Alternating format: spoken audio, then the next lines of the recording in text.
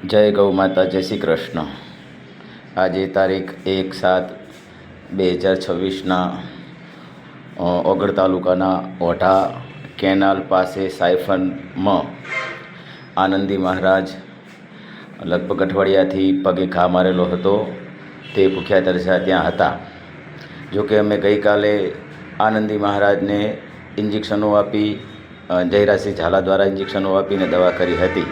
ગઈકાલે ટાઈમ ના હોવા છતાં, ઘણા કેસ હોવા છતાં આજે વૃંદાવન ગૌશાળા રાણકપુરથી મેઘરાજસિંહનો ફોન આવ્યો કે કાલવાળા નંદીને આજે ભરવા જવાનું છે, તો તેઓ શૈલેન્દ્રસિંહ સાથે મેઘરાજસિંહ અને પારુભા હતા। ત્યારબાદ તેઓ કામધેનુ ગૌ સેવા સમિતિની એમ્બ્યુલન્સ લઈ રાણકપુરથી ઓઢા કેનાલ પાસે સાયફનમાં પહોંચ્યા અને હું પણ મારું બાઇક લઈ ત્યાં રસી લઈ પહોંચ્યો। સર્વપ્રથમ અમે આખલાને જોયો।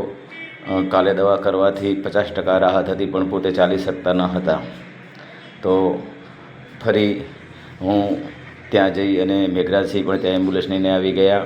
ત્યાં ઝાયલોજન ઇન્જેક્શન આપી થોડો બેભાન કરી અને તેને ચડાવવાનો પ્રયાસ કર્યો, પણ અમે 4 જણા આટલા મોટા નંદીને ન ચડાવી શકીએ, માટે 2 ભાઈઓને આ ગાડીમાંથી બોલાયા।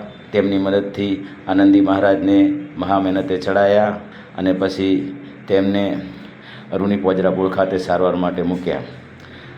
મિત્રો, બહુ કાઠું કામ હોય છે, જીવદયાનું કામ। 4 જણાથી શું થાય કહેજો। બીજા માટે એમ તો ઘણા ગૌસેવક હતા, પણ પોતપોતાના કામમાં હતા, છતાં જ્યારે જરૂર પડે ત્યારે હાજર થાય, તે જ બધા ગૌસેવકો સાચા કહેવાય। જોકે હોને કામ હોય છે, છતાં અમારે તો જો ફોન આવે તો અમારે કોઈ પણ રીતે ત્યાં જવું જ પડે। એટલે આવી ગૌસેવા કરતા રહો, અને તમને યોગ્ય લાગે તો દાન પણ આપી શકો છો, કારણ કે ગૌસેવા મફત થતી નથી, બહુ કાઠું કામ હોય છે। જય માતાજી।